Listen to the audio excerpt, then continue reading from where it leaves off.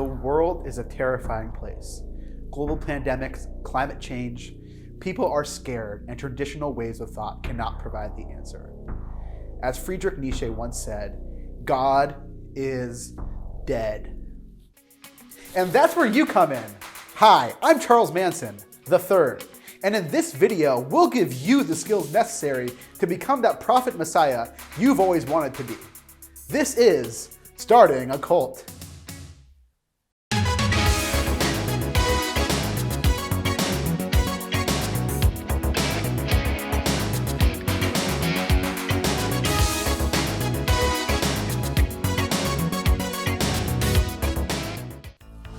People have always called you charismatic, said you had a dynamic personality, but you've never known how to turn those traits into money and power.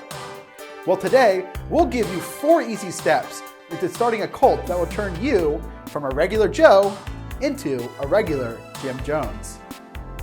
Let's take a look at the word cult. It's a word, but it can also be a very helpful mnemonic. So what does the letter C stand for? Call it something else.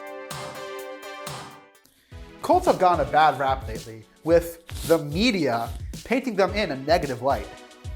Branding is the most important aspect of a cult. Instead of calling it a cult, maybe say it's an alternative lifestyle or a healthy way of living. Don't believe me? Let's take a look at an example. John Foley always wanted to start a cult, but it wasn't until he rebranded his cult as a workout group that Peloton really took off. And if you're ambitious, you can even call your cult a religion, and that comes with tax-exempt status. U stands for unify. A cult can't possibly function without a common enemy.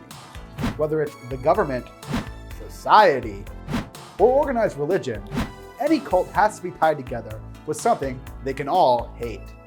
Me personally, I like to use a disfavored ethnic or religious group. That way, most of the people already hate them, and half the work is already done for you.